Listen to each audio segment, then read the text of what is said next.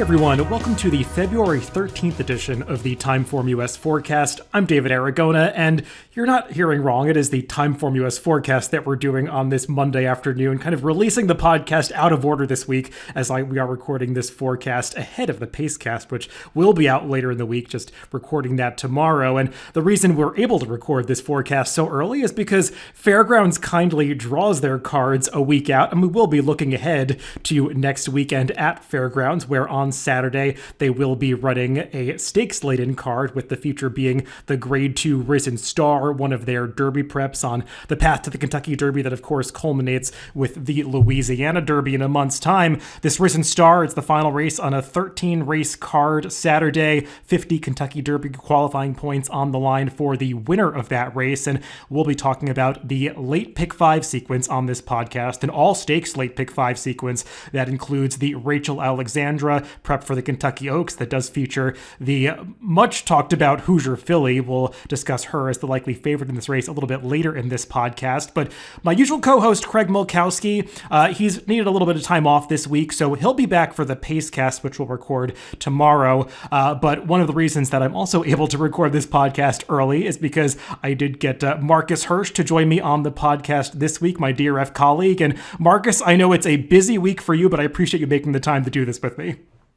Well, what this did was force me to really, dig a little deeper earlier in the process than I might have, since it did draw Saturday. So yeah, I appreciate it. Always enjoy talking with you. It's often illuminating.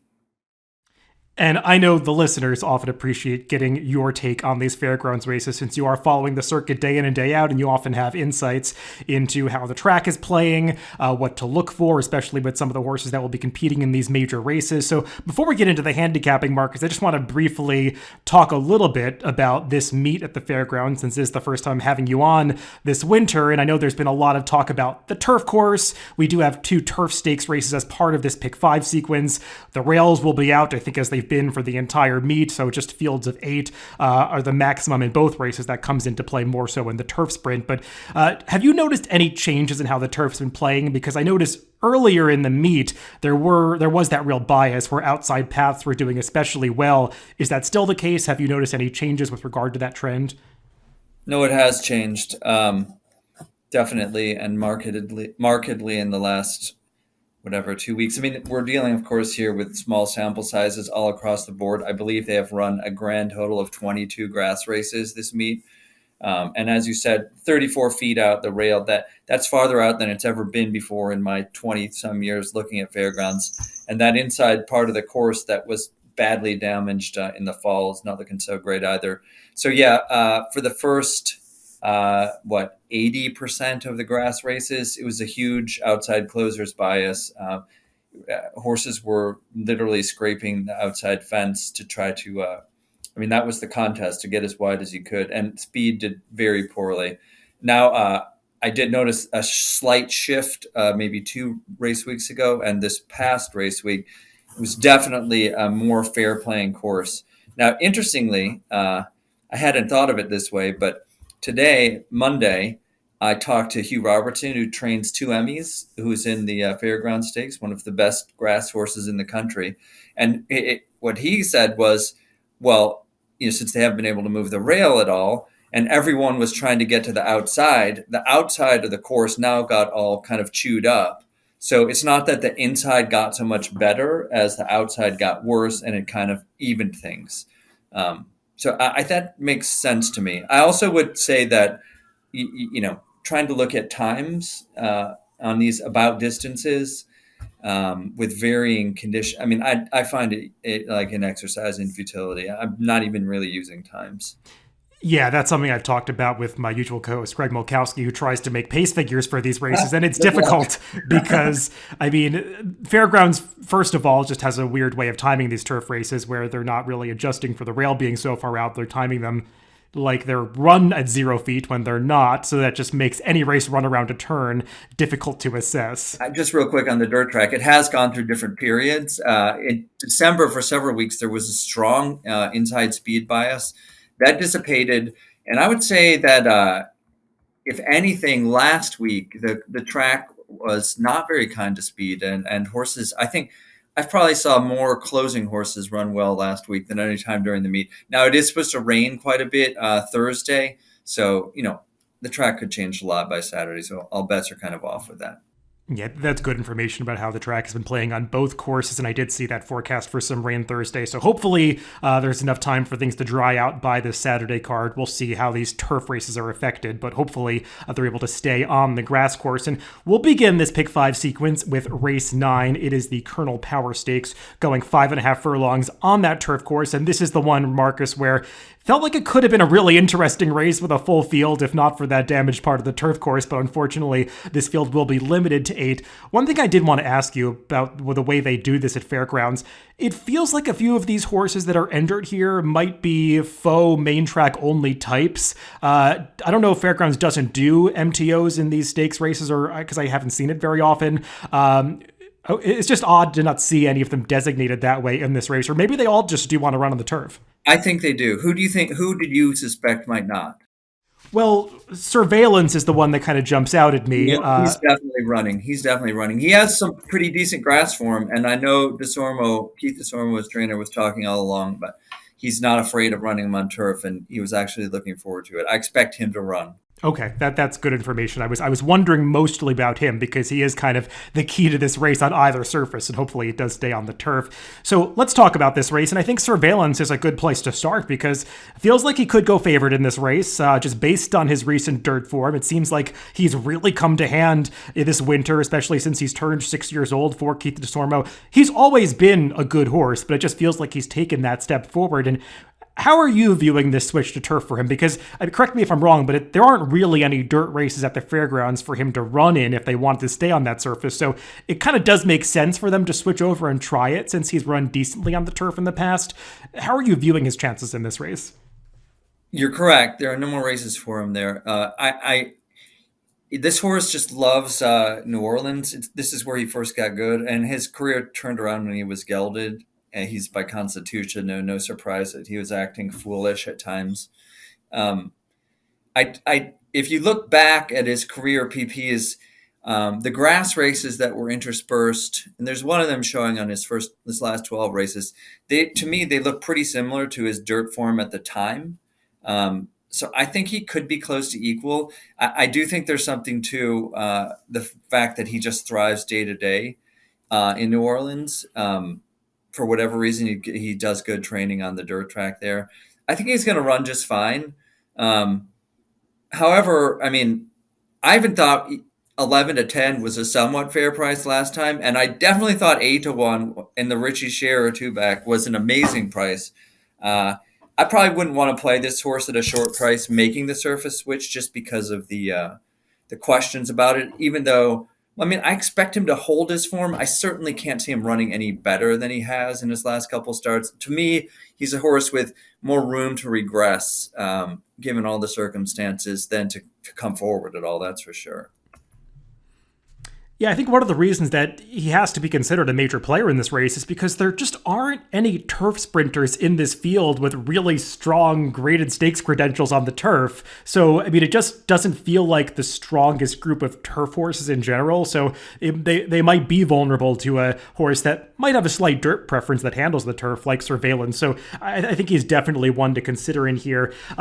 We should probably mention the pace of this race because it doesn't feel like there's that much of it. I was checking out the TimeformUS pace projector, and rare is the situation that the pace projector is projecting a no-speed gray flag situation in a 5.5 furlong turf sprint, but that is the case here. I guess the biggest wild card with regard to the pace would be the number 7, Anguston, who we have only seen one time in the afternoon in the past 3.5 years. Very rare situation with a horse running in a stakes race off this kind of layoff. I mean, I guess he's the speed if he breaks, but based on his, I don't want to use the word recent because it's not recent, but last few races, breaking out of the gate has been a problem at times for this horse. Yeah, I don't know what to expect with that. I mean, to me, like, turf sprints are the easiest race to get a horse ready for off a long break. This horse came back from almost 2 years off back in June 21 and ran a winning race against pretty good competition. I'm not completely ruling him out. I think I think he's going to the front. I think and then the only other pace in the race is Yankee 7, who I actually kind of like a little bit in here. If you go back to last March, granted it was only Louisiana breds, but he ran a pretty good race in the Costa Rising, winning comfortably, and he got exactly the pressing from the second position trip that he could get here. That horse is going to be a long price. I was definitely interested in him, and Pyron. I liked him a lot in the race surveillance one that was off the turf, the Duncan Kenner, because the course was really biased then, and I knew he was going to be ridden like to take full advantage of that because his best race ever, or one of his best. I mean, when he won the Colonel Power last February, he just was held up and made one big run on the outside. I think that's the way the horse needs to be ridden, and it's going to be ridden. The lack of speed is some concern, but I don't think he has to have a fast pace to win. He should be a decent price too, and I like him a little bit. I'm glad you brought up some bigger prices in this race because it feels like there are some horses that will slip through the cracks just given some of the major contenders in here. Pyron is a difficult call for me. I mean, he was in such great form when he actually won this race last year at 19-1 and felt like something went badly wrong in that next race at Churchill off a bit of a layoff, and then he just hasn't looked quite the same since then. Yes, yeah, true, Lasix did come off, although he was never involved from the start that day. It was odd. I just wonder where he's at right now because he was in much better form last year when he came into this race, even though he was such a big price. So I don't know what to make of him. He did have 2 no LASIK starts for whatever that's worth. And the Churchill course, as you remember last May, David, was kind of a disaster. A lot of horses just hated that. And then it was dirt. And then he shipped to Colonial. That was kind of a disappointing effort, although it was better. And then he went to Kentucky Downs, which he may also have hated. I think he has a lot of potential excuses. And Alstall's meat has picked up. He had 2 comeback winners this past week in dirt routes. This horse has been ready for a while. I don't know if he's going to get all the way back to where he was when he won this race last year, but I think he's going to get close to it. And I like him better than a horse like, say, Maniwa. Yes, we're on the same page about Maniwa. He's a horse that generally does best when he gets some pace ahead of him. That feels like it's unlikely to happen here. And I don't know where his big turf stakes win came from a couple winters ago, but it just feels like he hasn't run quite as well on this surface ever since then. So I'm a little on the fence about him. One horse I do want to mention, Marcus, that's drawn on the also eligible list is the number 9, Evan Singh. This is a horse that looks pretty light on speed figures, but I would be interested if he could get into this race with a scratch because he is one that I had a great interest in when he ran at Saratoga last summer. That was a really impressive performance as he made this big run from far back 3 starts ago. And since then, he just hasn't been in ideal spots. That race at Churchill 2 back, he was just a little too far back the entire way. And then, Kentucky Downs 2 back. And then last time out at Keeneland, it just felt like Julien Leparoux got a little bit lost on him. He was out the back door early, had way too much ground to make up, but actually did a ton of running on the stretch to get up for 3rd. He feels like a horse that's better than his form might indicate. I totally agree. And he beat Thin White Duke at Saratoga, who ended up having a nice run for a couple months. I think he's perfectly legitimate. Just needs one scratch. And this horse was scratched, I think, in an off-turf race this meet too. I think he's been ready for a little while as well for stall. I think he's a major player if he gets in. Yeah, I'm almost sure he was actually entered in the Kenner and came out when that was taken off the turf. Yeah, I think that was the race, yeah. One other horse that I would use in here, I wouldn't say that I love him, but the rail horse, Ice Chocolat, is just feels like a horse that's in good form right now. And just given the fact that there's not a ton of strong turf sprint form in this race that is particularly recent, at least this horse was running pretty well at Woodbine last year against some real horses. That 4th in the Arctic could hold up pretty well against this field. So I don't want to write him off, especially if he's a fair price in this race. Yeah, I wonder what price he will be. I wasn't that enamored of him, especially at 5.5. I just wonder if he's going to have the quick twitch acceleration to get up. But again, it isn't the strongest renewal. So in the pick 5, I don't want to lean on anyone here, and I want to get a price. That's how I'm looking at it. I agree with that. I'm not going to be leaning too heavily on Surveillance, though he's a horse that I can see definitely could be effective in this race. Yeah, and he's not going to be that short a price. I mean, he's not going to kill your pick five if he wins. Let's move on to the next leg of this Pick 5, Race 10, back over to the dirt course. It is the Grade 3 Mineshaft Stakes, going a mile and a 16th for the older horses, and pretty interesting group here. We do have the top two finishers coming out of the Louisiana Stakes, the local prep for this, those being Happy American and Mr. Wireless, but Marcus, it does feel like the waters are getting deeper here. There are some new faces who did not compete in that Louisiana last time, some horses that have just turned 4 years old that feel like they still have some upside, particularly the number 3 Tawny Port, who is coming back for the ever dangerous, especially at the fairgrounds, dangerous Brad Cox barn. So there are many ways to go in here. I agree. I think it's a tougher race. But to Happy American's credit, they did go really slow, and he overcame that pace, an incredibly slow pace, to get up. And he has an affinity for the fairgrounds. He's 5, but I think he really only got good last year. He's okay. I don't want to discount him. But yeah, Tawny Port, I'm probably going to fade him. His Jim Dandy, that's a race that would make him pretty tough here. But I don't know if he gets back to that right now. I mean, he was very, very far into his form cycle in that race. I'm not, obviously Cox can do great things off the layoff, but also at a mile and a 16th, this is a horse that I think he really needs a mile and an eighth to get to his very best. I'm not saying, he could win, but I just, I want to dig a little bit deeper. I do like a horse, David, particularly here, and that's Big Blue Line, one of those 4-year-olds you were talking about. And I think he will be a price, even though he did get bet more than I expected last time. But he's kind of been, it looked like he took some coming around. He showed flashes, didn't really put it together, was going to the lead and not finishing. And then he did everything right last time. I thought he was visually impressive. I know he got a really good trip, but that's because he made his own luck by being very responsive and showing rateable speed, and coming out and finishing very well. That I wasn't. There were better horses in this race, but you get the price to compensate for that. And the 2 behind him, Nelson Avenue, he's pretty good. Treasury just romped in an allowance race the other day. He's a very solid horse at fairgrounds. I thought Big Blue Line was pretty interesting. And I'm sure you want to talk about Pioneer of Medina. I wonder what your thoughts are on him. He really came back around in his last couple after hitting a real dead spell when blinkers were off. Yeah, I mean, as far as Big Blue Line, I'll just touch upon briefly. I agree. He's probably going to be a fair price in this race.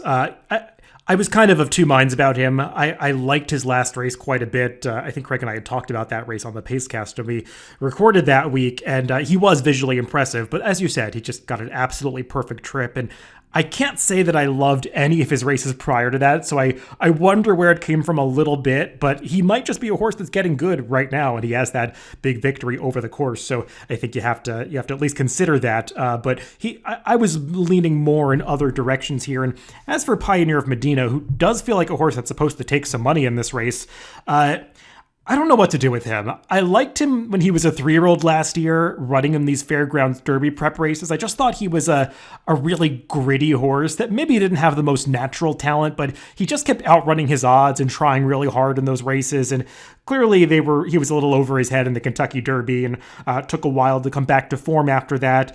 His last race, I thought I saw glimpses of that horse that I had gotten accustomed to last year, as it looked like he had gotten dropped to the top of the stretch and then he came back for second, just trying really hard like he always does. I have some problems with the speed figure, or at least the Beyer speed figure, and even Craig's number for the Harlan's Holiday. It just feels too high for those horses. We saw it come back and not be duplicated in the Pegasus World Cup. So I wonder if he's going to get a little overbet off of that, especially coming in for such high-profile connections, Todd Pletcher, Luis Saez. He can win this race. I just wasn't sure he would offer sufficient value for me. Okay, I'm scrolling back and forth, and I'm really curious who you're going to be supporting here. So please reveal. Well, I'm looking back at that Louisiana Stakes, and I agree with you. It featured a slow pace, and you probably do want to upgrade Happy American a little bit because he did close into it. Though I will say, Happy American showed a lot more tractability than he had in some recent starts where he was placing himself closer to the pace than maybe I expected him to. So he was very much in the mix at the quarter pole. Unlike the horse that we had seen last year that sometimes would leave himself way too much to do in a few of his races. I was perplexed by the ride that Run Classic got in that Louisiana. On paper, he looked like he was easily fast enough to make the front, and it just seemed like Brian Hernandez came out of the gate with no intentions of going forward, was not aggressive at all in this horse. It was just mind-boggling to me that they didn't use this horse's speed. And lo and behold, Brian Hernandez is not riding him this time. It's Rayla Gutierrez, who is typically pretty astute with regard to placing his horses tactically. Any speed, the horse is going to be in the front. This is what I've seen all meet. So I just feel like there is talent in there somewhere with Run Classic. I don't know if he's a true two-turn dirt horse. That is my concern, but it's not like there's a ton of pace signed on in this race either. It's a little murky on paper, and I just feel like this rider change is saying, okay, we messed up last time, we're going to the front this time. So I think he definitely has the ability to beat a field like this if he gets the distance, and I believe the price is going to be fair enough this time for me to take a shot with him.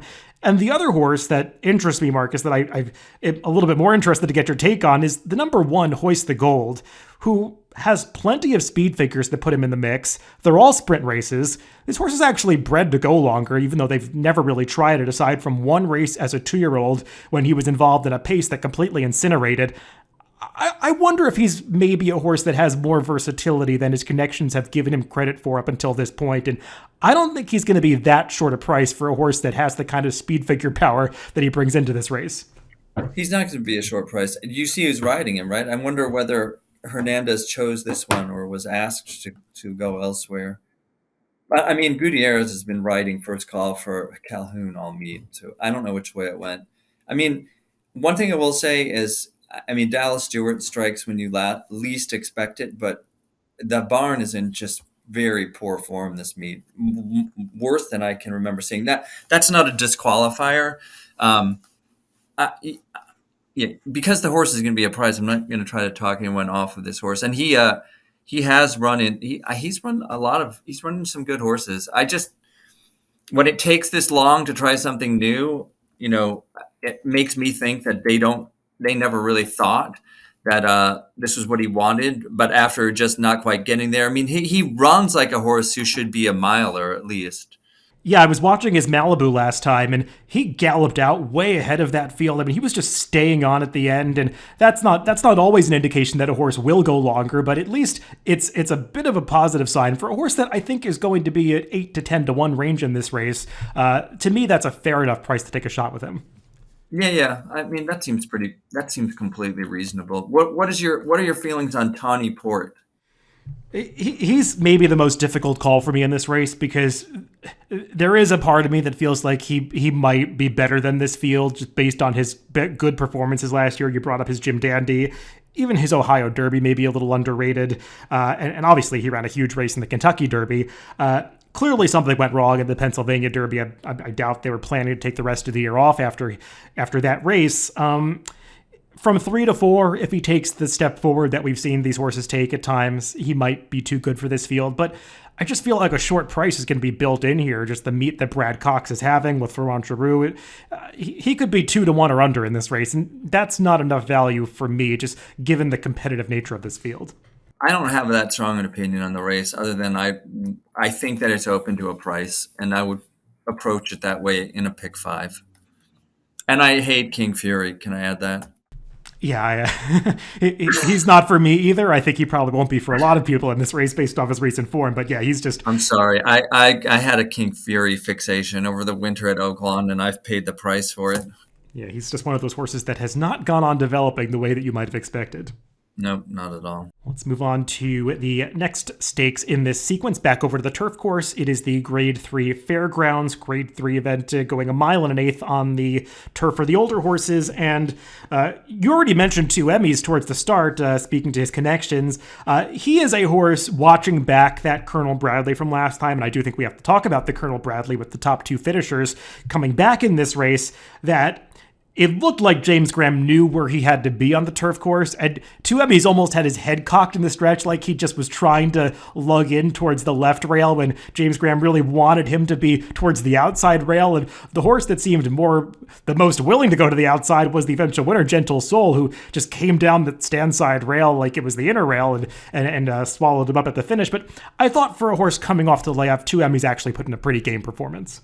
Oh, I thought he was great. Yeah, and you got it exactly right. That's it. The horse likes to drop to the fence, and he was trying to do it the whole time. I don't think he ever looked that comfortable in the race. He was ring rusty, and he didn't get as comfortable and in as good a rhythm as he has. And he definitely needed the race after such a long break. And being that close to the pace at that time was a disadvantage. I thought, all things considered, it was really what you'd want to see from a comeback race. This horse is really good. I mean, he had heat stroke in the Elkhorn. People are probably see that race and like, what happened? I don't know why he ran so bad in the fairgrounds last year, which is a little bit of a concern because he had similar form pattern, although he had run more recently. And I do know that He Rasmussen, who is an excellent trainer, and even better at picking out cheap horses at auctions like this one. He'll be wanting to win the Muniz again, and he will not have this horse cranked for this race by any stretch of the imagination. But I still think that I would prefer him over Gentle Soul. I mean, Gentle Soul, though, the more I looked at it, the more interesting he was. I mean, I know they ran him in a mile and a 3/16 and a mile and an 8 on dirt earlier in his career. I mean, he's a 6-year-old too, lightly raced. But is he really going to want a mile and an 8? I'm not totally convinced of that.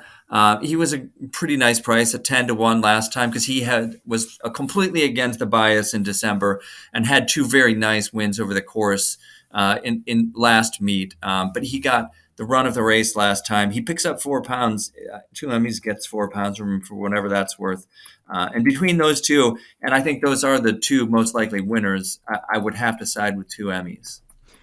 Yeah, Gentle Soul just feels like a little bit of a last time was the time to have him horse, kind of what you were getting at. You got that price, and everything worked out perfectly with regard to the trip, being on the right part of the turf course, and it's going to be difficult to work out as fortunate of a journey here, especially now with 2Emmys having that experience under his belt. Maybe he's going to have to run even better to beat him this time. So, I think 2Emmys is very much the horse to beat in this race, and you make valid excuses for his Elkhorn. His Fairgrounds, the race that he lost, this race last year, that was a weird day where I know the turf was rated firm. They got some rain. It was not firm at all, yeah. I mean, I'm looking in TimeformUS. We do these track condition ratings that rates the actual speed of the course based on how fast the races ran. And it gets a 5 on a 1 to 10 scale, which is much more of like a good to yielding kind of course. So he might have just not handled it that day, as it seemed like a few didn't. And now that I recall, I believe the rail was golden right then. I think Cavalry charged. He had the rail, stayed inside the whole way, ran the race of his life. Yeah. I think it's excusable. I'm not even worried about that at this point. I mean, this horse is 7, but I thought he looked as good as ever last time. I mean, I can't find. I didn't like much else in the race personally. I mean, Pixelate, we know what he is at this point. I'm pretty sure, and he's on his best day. He's pretty good, but I don't think he'll beat 2Emmys unless 2Emmys regresses. And I just don't. I mean, Tis the Bomb, I just don't see it. I know he was second in the Breeders' Cup, but he was a neck ahead of McKinnon, who hasn't panned out. I mean, I think he was an advanced 2-year-old. His 2 turf races last year obviously don't do much for you. I just don't see it with him. Well, you did bring up Cavalry Charge being the upset winner of this Fairgrounds last year, and I think he's an interesting horse to discuss because that race he ran last year looked a little fluky at the time. I will say since then, he's actually done a little better than I might have expected. I mean, that race he ran at Horseshoe Indy back in July when he was a second behind Ivar, that was a really good performance. He did get a good trip that day, but the pace was fast. He still ran down some like at Hot Brown for second. Since then, he probably hasn't been in the perfect spots. The Arlington Million, I mean, there are many reasons we can excuse that performance. And then last time out, Kentucky Downs, he just didn't get the trip that really works for him. Outside, not forward, wide.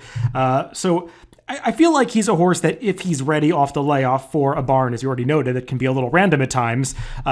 He's one that has the ability to be effective here, and he's just not the kind of horse that ever takes that much money. Oh no, he's like a seahorse for me because I don't think he'll win, but if there's misfires, he could be right there. Now, I agree with your take on Pixelate. I feel like he's had a lot of chances to turn into a good horse, and he just hasn't really taken those opportunities. I liked him too back in the Knickerbocker, and I mean, that race was wired on the front end, but Pixelate got an awesome trip that day, stalking the winner on the rail. The rail was definitely the place to be at Aqueduct at that time, and he just didn't really make much of that trip, barely holding on for second. So I've kind of seen enough of him. He was a horse I liked a lot in the past that has just kind of disappointed me. An interesting runner in this race, though, is the number 8 Bay Street Money shipping in from Gulfstream for trainer Mike Maker. I know Mike Maker hasn't maybe had the most success at fairgrounds compared to some other circuits that he will ship into at times, but this feels like a horse that might be improving at the right time, and I'm always afraid of these Mike Maker horses that kind of rise out of obscurity to suddenly turn into graded stakes runners. And it's not like he was a bad horse for Rob Atterson, Chad Brown previously, but his last few races, he's just had that extra kick at the end that maybe he lacked for his prior barns, and there wasn't a whole lot of pace in that Gulfstream race last time, but he was really powering through the wire, just kind of running between horses and darting to the inside at the end. I think he's a horse that could outrun his odds here. I don't know if he's good enough to win a race like this right now, but I feel like he's just on this upward trajectory. Yeah, I mean, if people are looking at Maker's whole record at fairgrounds, when he was stabled here last, his horses were not running well. His string here didn't do that well. I mean, I wouldn't discount him shipping necessarily. Yeah, I thought this horse was a cut below. I mean, I agree he's improved, and he might well be fine at the 9 furlongs, which he hasn't done for this barn. Yeah, I mean he'll be a price even with Gaffleone, but I think the way this course is, I put some stock in a local rider's familiarity with it too, and he doesn't ride here very often. No, I think those are good insights, and just another reason to bolster the case for 2 Emmys in a race like this. Let's move on to race 12, the grade 2 Rachel Alexandra, early prep for the Fairgrounds Oaks, for the Kentucky Oaks, and got a potential star in the lineup here, Marcus, in the number 2 Hoosier Philly. Some people are viewing her as a miracle. Yeah. Some people are viewing Hoosier Philly as a Kentucky Derby candidate. I saw that she closed at 11-1 in the Derby future wager this past week. I know that the Baffert runners are not being offered as individual wagering interest, but still, that seems absolutely nuts. This is definitely not the Kentucky Derby, though, and she does look to have a pretty strong grasp on the field that she's facing here, though. Based on speed figures, it's not like she's coming in with any kind of advantage over horses like Chop Chop and Miracle, or even Pretty Mischievous, who she had beaten in the Goldenrod. What she has been is visually impressive in her races. So how do you view a horse like this that has this big reputation, looks like she can do more than she's been doing in her races? I mean, seems to be working great coming in here, but she's probably going to be 1-5, 1-9. Oh my God, she's going to be so short. I couldn't probably make her short enough. I mean, okay, Pretty Mischievous ran better than I expected last time. She did get a good trip. The Alleys I think the Alleys look improved massively from that race to the Silver Bullet Day, but she did beat her handily. And I think she's probably better than she was first time going long in the Goldenrod, but she doesn't have the raw ability of Hoosier Philly. I can't see anyone. I can't see anyone upsetting the favorite except Chop Chop, and I could see Chop Chop winning. I think, blinkers on, I think that's meaningful between maybe a lack of focus and just getting tired. I mean, she and the Alleys just took off in upper stretch in the Silver Bullet Day, and they were running. I mean, there wasn't much behind them, granted, but I thought that was a very strong stretch run from both horses, and this filly bounced back nicely after a real dud in the Breeders' Cup. I think she's pretty good. she's supposed to take a step forward. And when do you see a Brad Cox horse that looks logical go off as an overlay? Never, basically. Yeah, she is very much the other horse in here, Chop Chop. As for Hoosier Philly, what do you make of the hype around her? I mean, for me, it's a little hard to explain. I know that she's been impressive in her races, and it is true that the Breeders' Cup Juvenile Fillies was just not that strong a race overall. So it's As we saw last weekend. Yes, it's completely fair to say that she stacks up very favorably against those horses. But I mean, she's being talked about as if she's in this rarefied air that the PPs just don't really support. And where is this coming from? Is it the workouts? I mean, is it just her physical stature?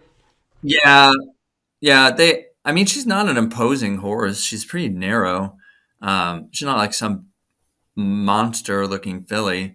But, notice she was even money first time out. I mean, apparently she'd been working great. I know Amos loved her all along. I've never heard him talk about a horse anything like this. He's usually very judicious. I mean, I think that as much as anything, he is so high on this horse. He's already said she's better than Serengeti Empress, who won the Oaks. And it's true.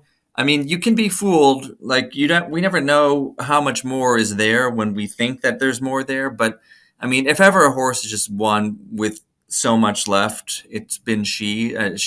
She's just destroyed these horses. And I guess what I like about her especially is she's not running up these wide margins, just going to the front and running horses off their feet.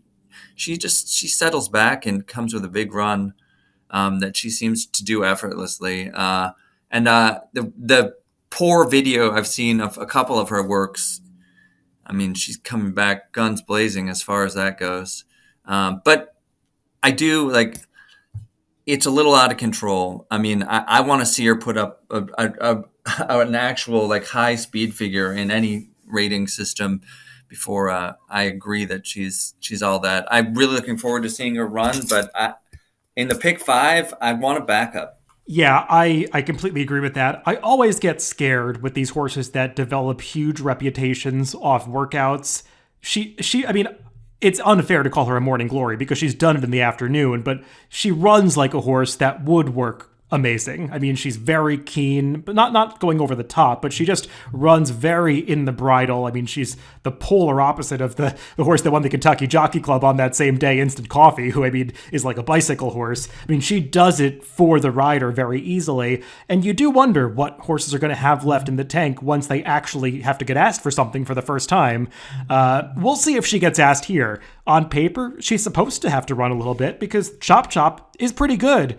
And I agree with you. I mean, the Alice look, watching back that the Untappable, I maybe underrated her a little bit coming out of that race because she did make a big run off the far turn, whereas she did, and she flattened out a little bit late. But you do notice it when you go back and watch. It was eye-catching, wasn't it? It was, and she just finished off the race a little better last time. And I mean, Chop Chop, I don't know what she was facing last year in some of those races, but I mean, I thought she ran well in the Alcibiades. She had just a disastrous trip in the Breeders' Cup, so I can forgive that. And I think she's very much, based on form, on par with Hoosier Philly. She just doesn't have that kind of reputation and is going to be a much better price. And I know you kind of mentioned her in jest, but I do think Miracle is a horse to consider in here because there really isn't that much pace signed on. They've been riding Hoosier Philly from off the pace, even though she's a horse that seems to possess plenty of tactical speed. And it's an interesting switch for Miracle. She's a New York bred that they could have sent to Aqueduct for the winter, but instead they've chosen to go for these open company races, transferring her to Todd Pletcher. And I mean, I've seen some of her workouts from over a month ago. I like what I saw on those works. Her last drill, I didn't see it, but yeah, they weren't asking for much. Yeah, they've probably stepped up the pace since then, but she was going pretty good. The form of that last race they made to the Mist, it's a little hard to read because the winner came back with a much lower speed figure when she won Le Bon Temps, but the horses that finished behind her, many lengths behind her, have all come back to run much higher speed figures from their subsequent starts, so it's a difficult race to really know what to do with. But I don't think she's out of this. I mean, for me, I'd probably use Hoosier Philly and Chop Chop as co-A's in this race because I think that they have similar chances of winning and one's going to be a much shorter price, and I'd use Miracle as more of a C type, but it's not a race where I would want to just default to that favorite. I just wonder if Vava is going to come out running and they're going to end up going a decent pace. I think she has some speed. They're probably going to use it from the rail. And she had one of the worst stumbles that a horse can have at the start last time. That horse might be okay too. I wouldn't be surprised if she puts up a career best in this race. That's a fair point with her. I have some distance concerns with Vava. I wonder if she might want to go a little shorter than this, but you're right. She could definitely be a pace presence in this race. Let's move on to the feature race, which closes out this pick 5 sequence. The grade 2 Risen Star. Like I said at the start, 50 Kentucky Derby qualifying points to the winner of this race, and really a guaranteed berth into the Kentucky Derby based on what it usually takes to get into that field. And Marcus, this just came up as an all-out war. 14 horses signed on. Really no standout, though I suppose Victory Formation is going to be a clearly defined favorite for the Brad Cox barn. He's definitely one to consider, but there are so many ways to go in this race. Oh, absolutely. I got a big X through the first 4. I don't like any of them. But after that, no one would surprise me, not even Private Creed. I'm not backing Private Creed, but I know that the trainer thinks that he works really well on dirt and believes he'll stay. It's a muddle. I mean, Harlow Cap is the first horse to be taken out of the Baffert barn because starting on Saturday, horses trained by Baffert are not eligible to earn Derby qualifying points. So they made the move with this horse, who is not at the top of the pecking order, but I mentioned him. Well, I do think he's pretty good, or at least okay. But he also is very speedy. He seems like a horse that definitely wants to be forward.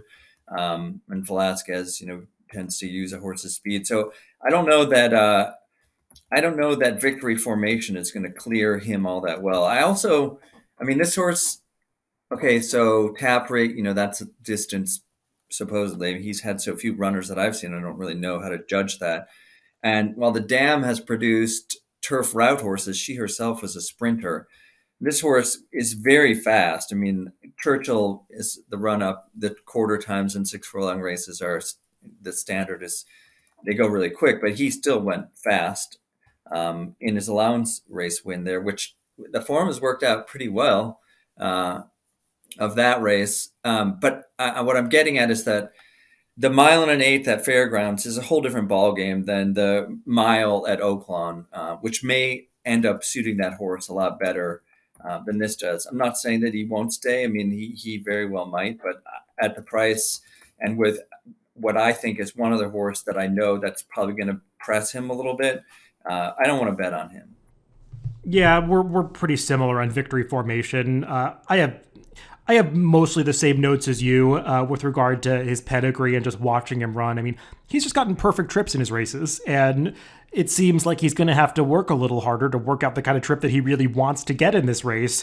As far as distance goes, he's supposed to be fine at it. He watching his races, he moves a little bit like a turf horse, and I'd love to see him go 1 1/8 on the turf. Obviously, that's not the objective right now, but I do have some concerns. This just feels like the kind of race where I don't want to settle for particularly short prices that I don't have very strong feelings about. And I actually would be more interested in Harlow Cap of those two speeds. His last race was fine. He got a good trip and I thought did what he was supposed to do. His race 2 back was really impressive because this horse just got completely sawed off heading into the clubhouse turn. I don't know what John Velasquez was thinking, trying to ride this horse into this tight spot, and he almost made them both go down. They almost clipped heels at the beginning of that race, and for him to recover and make that middle move and almost hold on was really impressive. And clearly, for this race, for all intents and purposes, he's trained by Bob Baffert. We'll see how these horses progress that have been out of the Baffert barn for longer in subsequent preps. But I think for this horse, I'm not viewing it as a negative that he's switching to Steve Asmussen for this race. He's getting into Fairgrounds tonight. So that's how, it's just like a regular ship. Yeah. It's not a barn change, really. It's a name change. And I'm also not, I mean, just for people that are following the Derby Trail, I'm not viewing this as any clue as to where the other Baffert horses are going. I'm not that familiar with. No, Rasmussen he's trained for this Harlow stable. He said he's had a horse for them, and they just asked him to take the horse, and he said fine. That's good information. I was figuring it had something to do with the owner because this is a different ownership group. Yeah, did you watch his last work, David? I did with Fort Bragg, and Yeah, it was pretty good. They galloped out forever. I mean, this horse should be fit to go a mile and an eighth if he can get there. definitely. And looking at his pedigree, it's kind of funny. It just has Baffert all over it. He's by Justified. The Dam is a 3/4 to Pioneer of the Nile. I mean, he's really bred to go farther. So I think that horse is pretty interesting, and I'll be interested to see how they bet him in here. You were mentioning a horse that you don't think is going to have much trouble with the distance. I'll throw it back to you to talk about that. I think I know who you're talking about, but I'll let you cover the horse. Oh, well, I mean, I'm interested in a lot of these horses. But I liked of the Coxes. Well, Tappett's Conquest he might be okay. I think he was pretty. He ran the best race in last time. And Determinedly, who's in this race, was supposed to get cut back in distance, but Connections had a change of heart. I mean, he almost got run down despite walking on the lead, while Tappett's Conquest got inside in tight, came up the rail, and was going to win in another jump. I do think it's interesting that he had immediately was plotting coming back in this race. Cox, that is. That horse is a little something to him, but this Angel of Empire horse is interesting to me. This horse is done. I mean, he's not that fast yet, but he's been in a lot of interesting spots. He's been inside a lot and has handled everything really well. What I thought was especially interesting, a couple things in the Smarty Jones, they clearly had something else in mind beyond that race when you watch the gallop out, because Talamo is just asking the horse to go. I mean, he goes flying by victory formation, but they had an intention of having him go out longer because of what they thought was coming up, I assume. And then if you look at all of this horse's workouts through his career, there's nothing like he started posting after that race. I haven't seen the works. Cox said the one February 5th was excellent. I just think he's going to like the mile and an eighth, and he might be a little overlooked. That's interesting. I thought you were going towards Tappa's Conquest there, but Angel of Empire, there's no doubt he's going to be the biggest price of the three Brad Cox trainees in here. And I thought he was not as good as Victory Formation last time, but those are interesting notes that you make both about the gallop out and the workouts coming into this race. And he does feel like one that is supposed to get the right setup in here. So definitely not going to talk you off that horse at a price. Yeah, no. I mean, I don't love him, but I'm using both of those horses in the pick four. I mean, other ones. I mean, Krupe is like a fascinating horse. I'm sure you're intimately familiar with his yes, hijinks. He's been very green in his races. He looked like he was preparing for the Grand National at Far Hill 2 back when he was jumping around the far turn. But yeah, his last race was awesome. The way he sliced through that field was incredible. But I think that I think it's in his head again that Slip Mahoney, I think, is a pretty good horse. And that's Tappet Trice form, if you like all those horses. I think they're all pretty good. I just think this horse didn't really want to go past because his head's not in the game yet.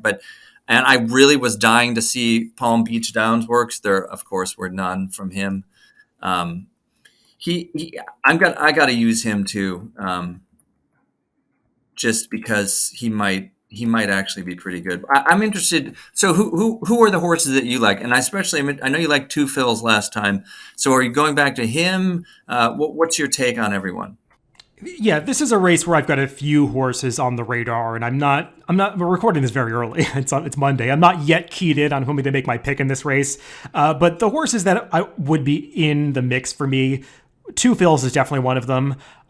I'm interested to know what you made of that last race in the Lecomte. I thought he actually took a subtle step forward because that was a race that kind of turned into just a stagger fest at the end. And for sure. And Loveberry is having an excellent meet and is riding well, but I thought he pushed the button a little too soon in that race, given the pace. And I think that was what left him so susceptible at the end to instant coffee. Yeah, and Instant Coffee is a horse that once he gets going, there's no stopping him, and I actually think he might be pretty good.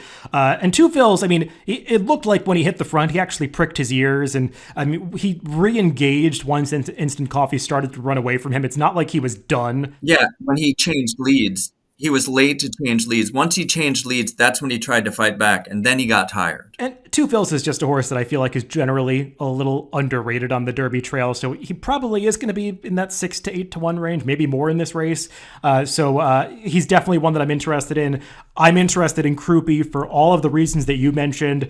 Obviously, he's a maiden coming in here, so that comes with its own reservations. But his last race, I mean, I agree that I think that Tapit Trice Slip Mahoney form could be pretty good. I will say that day, February 20th or January 21st at Aqueduct, was a significant rail bias day, and both Slip Mahoney and Croupi were on the rail for most of their trips. Arguably, Croupi ran the better race because he had to make this huge backstretch move from like 10 to 12 lengths out of it, maybe a furlong into this race. Because, as usual, he broke that. He's a terrible gate horse. He really is, and that's a concern in a 14-horse field, but if there's a lot of pace up front and it comes apart, he is a horse that's going to be running at the end, so I'd be interested in him. And yeah, I already covered Harlow Cap. You know, we touched upon Tapit's Conquest briefly, and I feel like we probably have a similar take on him. He should have won last time. He was the best horse in that allowance race, pretty clearly. But it feels like he's got a bit of a following. I'm not going to be surprised when he's the second choice in this race. And this is just the kind of race where I want to search for horses that get a little bit overlooked. Yeah. What do you think about Curly Jack? I think he's gotten good trips in most of his races, and he just hasn't. Not the last one. I think he got better trips than some horses in that race. I think. Well, I was surprised, David, when I went back and watched today. He really had nowhere to run at all. He had a ton of stretch traffic. He was inside, and he did get through on the inside eventually, but he didn't have a chance to run at all. And I didn't like his Breeders' Cup at all. But Amos makes the case, and I can kind of buy it, that he thought the track was playing to speed, and so he told the jockey to use him early. Which is probably not the way the horse actually wants to run. He's probably more comfortable settling behind. I don't think he's a huge talent, but I don't think he's out of it either. Yeah, my take on that Kentucky Jockey Club was that Red Route 1 was going to win, and he's the one that really got stymied in traffic, and Curly Jack actually got out before he did. And well, he never really got out. Yeah, I just don't know what to make of that race. It was such a weirdly run race. They were all sprinting at the end. I just wish Curly Jack had a fast race in his PPs, and he just doesn't. And it feels like others have more upside at this point. So he's not really on my radar for a race like this, but maybe he'll surprise me. Yeah, he wasn't on mine either until I rewatched that. What about Sun Thunder? Is he on your radar? I liked his maiden win. He was beating absolutely nothing in there, and I thought that his Southwest was okay. But like we already talked about Red Route 1, I mean, he ran right past him in the stretch, and I thought actually Sun Thunder got a pretty good trip in there. He's just going to have to do better. And Ken McPeak is the kind of trainer that will keep giving these horses shots in these races, and it can be a little random as to whether they actually step up or not. And he just has to prove something to me still. I agree. He loomed like he might really be about to do something, then flattened out. It was slop, and he's come back with another fast work. But I just can't quite get there with him either. Well, Marcus, I'll let you go in just a little bit, but before I do, we covered a lot of ground handicapping these races, and it's a little early to talk about how we're going to construct a ticket for these races on Monday, but are there any horses in this sequence that you'd be looking to really make a key part of your play, that you want to have a winning ticket if they win? Well, I could be singling 2 Emmys for starters. And I do think a price is very possible in the Colonel Power, and that I want to have Pyron and Yankee 7 prominently featured in my tickets. Let's see. I do like that horse that I mentioned, Big Blue Line, a little in the Mineshaft, but I'm not weighting him as heavily, definitely. And I'm playing against the likely favorite. I'm not even going to use him in the Risen Star. I'm just going to try to get prices because Hoosier Philly's probably going to win, and she's a universal single, I think, in a lot of and that's going to tamp down your. If she does win, you're dragged down a lot. So, to me, it's not even worth. Like, if you think that she's got like an 80% chance of winning, you've got to find somewhere to get some more traction in these other races. Yeah, my strategy is going to try to not have any tickets that are going through Tawny, Port, Hoosier Philly, and Victory formation, because I just don't want to win if that's how it comes out. I mean, I'm not looking to have this sequence come out too chalky. So yeah, I mean, for me, I'd be spreading in that first leg, the Colonel Power, and I'd want to have some play going through, especially Run Classic and the Mineshaft, but also a little bit of Hoist the Gold. I want to use the outside horse in the Fairgrounds, Bay Street Money. He's not my top pick, but I think he's a horse that's definitely usable in that race, as is Cavalry Charge.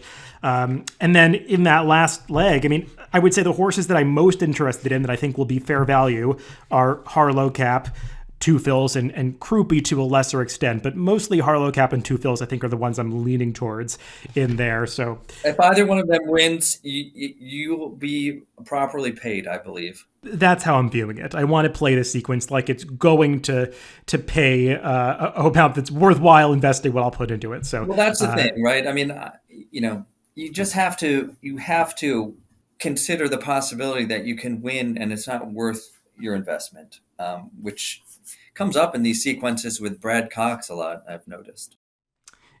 Indeed it does, as he does send out a lot of short prices, especially at Fairgrounds at this time of the year. Well, Marcus, I really appreciate you making the time to come on the podcast this week. I know it's a busy week and you've got a lot of work ahead, but I really enjoy that you were able to get some opinions out to the fans this early in the week. It's my pleasure. It's helpful for me. It helps clarify things. And then by the end of the week, everything can be muddled again. Well, everybody, thanks for tuning in. Remember, that TimeformUS Pacecast will be out later this week, as we are recording this forecast very early on Monday afternoon, and you can always catch all of these podcasts on DRF.com, Spotify, Apple Podcasts, and YouTube, wherever you get your podcasts. Just make sure to subscribe to the Daily Racing Form channel. Again, thanks for listening, and make sure to catch that TimeformUS Pacecast coming out later in the week.